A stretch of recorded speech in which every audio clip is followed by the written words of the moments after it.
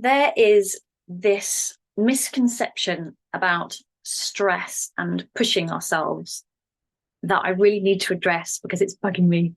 The whole what doesn't kill you makes you stronger, uh, push outside your comfort zone, all that kind of stuff. I think this huge narrative is damaging people. I think we need to really think a bit harder about what we're saying before you just push people harder because it will break them. And I think we need analogies because the whole talking about mental health thing doesn't work. It's still got such a stigma about it. So I'm going to give you two analogies. Number one is, say I break the wooden bookcase behind me. Glue is solid, right? It's really strong. So if I glue the bookcase back together, then if it's not too bad a break, it may even be stronger than when it was originally made, especially if it was made weaker, because the glue is really strong. So you might say, oh, well, the breaking of it made it stronger. But no, because if you didn't fix it with good quality glue, it would still be broken. So it wasn't the breaking of it that made it stronger, it was the fixing of it that made it stronger. So what doesn't kill you doesn't make you stronger. Healing in a supportive way, within a safe environment, with people who give you the time to re-regulate your nervous system and recover and work through trauma. It's the process of healing in safety that makes you stronger. It is not what doesn't kill you. What doesn't kill you could just kill you or could make your life a misery. It is not the thing that doesn't kill you that makes you stronger. It is the healing, it is the support. The other analogy I have for you is exercise. We know how good exercise is for us, but people always want to go in at the high end, and I'm really guilty of that. Instability exercises are really good for you. You know, wobble balls, Pilates balls, anything to make your whole body work harder and risk falling and have to get that core stability. If you've dislocated your knee, I've done both. I've done both my knees, dislocated both of them. So this is very clear in my mind. If you've dislocated both your knees, you will not be doing any of these unstable exercises. You'll be doing incredibly small, basic exercises with, being as straight as you can to try and build the muscles up steadily before, as you then get your normal strength back, you'll then try and get the extra strength where you now don't have a ligament or you have a weak ligament. You don't go straight in for the hard exercises. And you have to realize, I think it's such an under talked about epidemic of people who have had childhood trauma, adverse childhood experiences, and they are affected daily. Their nervous system is not regulated. They are on high alert in an anxious state all the time because they have not been taught to have a regulated nervous system and not been taught that they are actually safe, that people are not going to hurt them, that life is actually an okay place and people have their back and they can trust people. People hide it well. I know this because this is me. This is what I've had.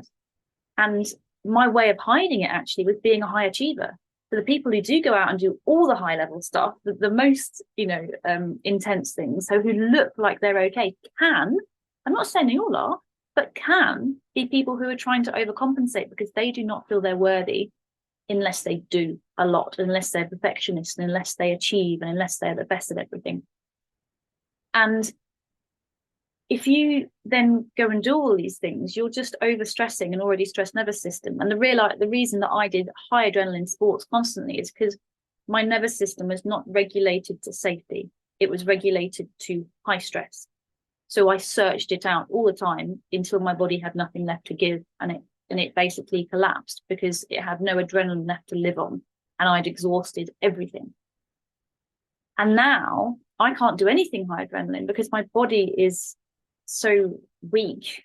My nervous system goes into a state of freeze rather than fight or flight. So I lived in fight or flight for a really long time, and now it just goes into freeze. So it's about safety. That's where I get my strength. I don't get strength in pushing myself. I get strength in being safe and expanding that window of tolerance from a place of safety. So then, you can go back to that place of safety. it's the same even for this, thermo, I can't remember what it's called, to remind myself. I always forget what it's called, but the Wim Hof method, going into cold water, really, really good for you.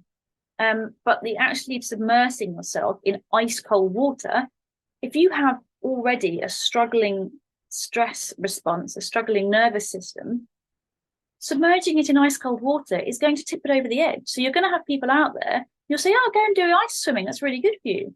No, it's going to tip the nervous system out of the edge and it could do them a lot of harm. You can do smaller versions of it that have the same effect.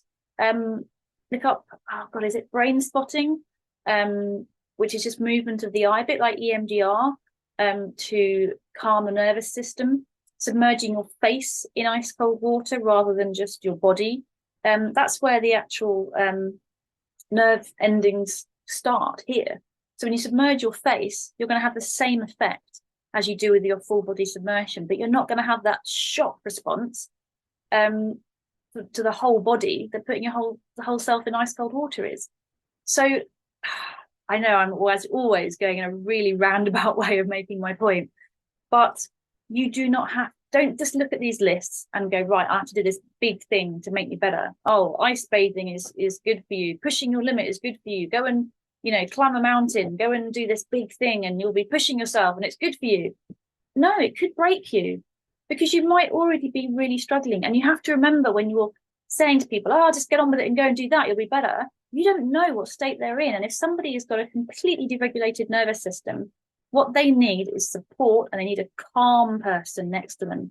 They need somebody whose nervous system is calm and regulated to bring their nervous system down and bring them to a place of safety.